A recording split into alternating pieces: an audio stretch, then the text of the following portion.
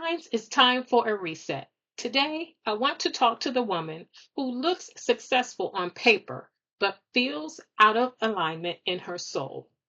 You've been leading, managing, mothering, building, and surviving, but you're also weary, and something in your spirit is whispering, it's time to reset.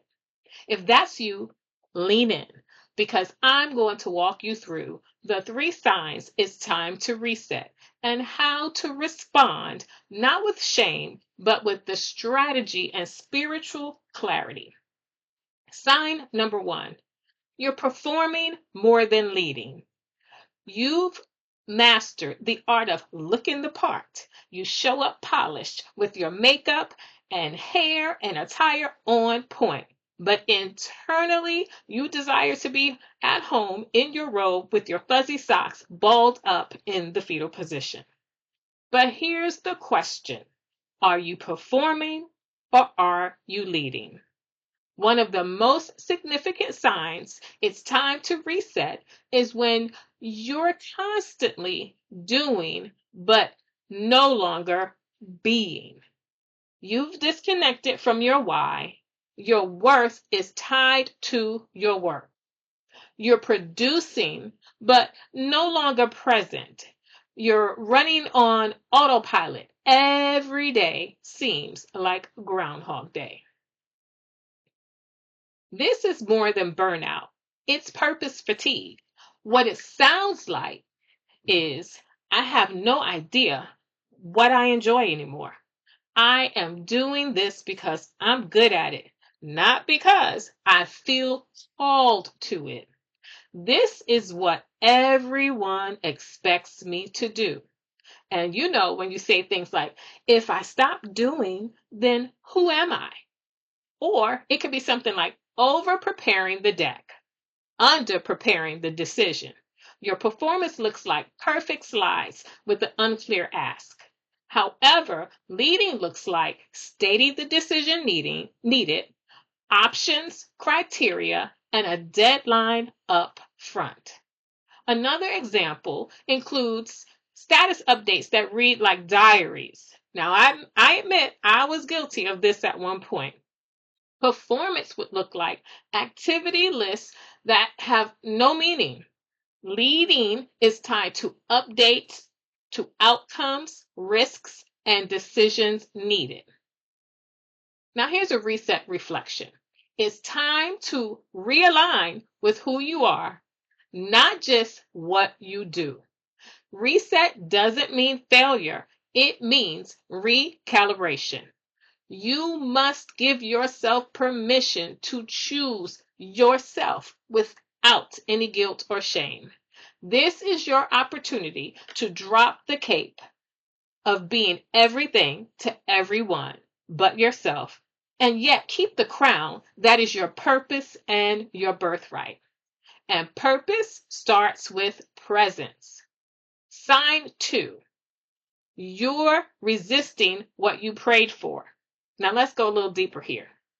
Sometimes the very thing you prayed for, the platform, the opportunity, the elevation arrives and you still feel anxious, resentful, or overwhelmed. Why? Because your soul wasn't prepared to carry what your ambition chased. You're resisting the blessing because you're out of rhythm with the source. When you wake up dreading what you asked for, or you feel like everything depends on you, when you can't enjoy your success, or other examples are your request was, use me to break generational ceilings. Your resistance shows up like you keep code switching to stay palatable. You're diluting the very authenticity that would set others free. Meanwhile, if you lead on purpose, the move would be audit 1 leadership interaction per day. Ask, did I show up as my full self? Replace performance with presence, cape off, crown secure. Or maybe you ask, Lord, enlarge my territory. We ask that question a lot, don't we? But You keep your camera off, mute is on, and your brilliant ideas are buried in your notebook. Visibility feels vain, so influence stays tiny. Your lead on purpose move is relabel visibility as stewardship. Yes, I said stewardship. Start every meeting with one concise, high value insight tied to the business outcome.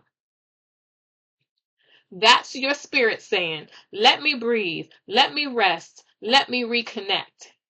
Reset isn't giving up. It's laying down your will to pick up God's wisdom.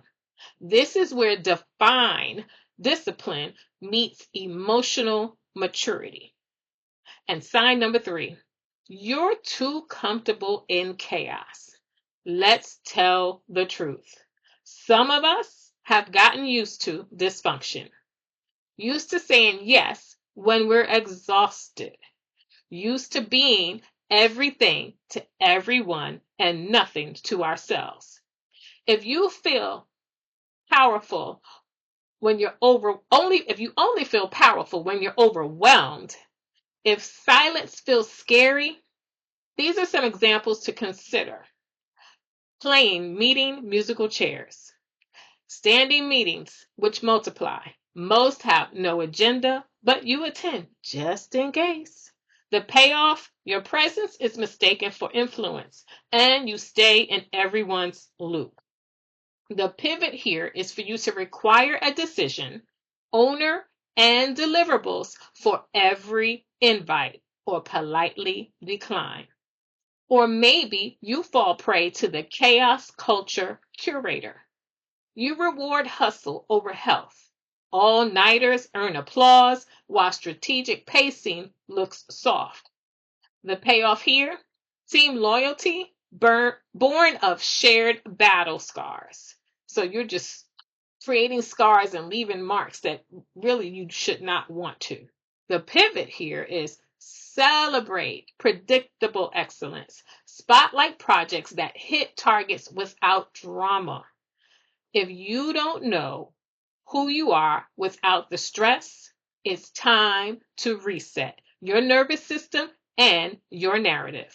God didn't call you to perform pain for applause. He called you to lead with wholeness, strategy, and sacred rest. Reset means letting go of false urgency and remembering just because you can carry it doesn't mean you're supposed to. Peace isn't boring, it's blessed. Now, how to respond to the reset? So, what do you do when you recognize any of these signs? Here's your reset response. First, pause. Give yourself permission to feel before you fix. I'm going to say that again. Give yourself permission to feel before you fix. Next, pray. Not just for clarity, but for courage to release what no longer fits. Then you plan. Align your next steps with the version of you that's becoming, not the one that's surviving. Queen, you are not behind. You are not broken. You are simply being called into a divine reset. So take it, not as a detour, but as destiny rerouted, because your purpose deserves the healed version of you. You can and will make impact when you're operating from your authentic self. So lead, live, and be on purpose. And if this resonated with you, drop a comment, share this with a sister, and let me know what reset is calling your name. Until next time, keep shining.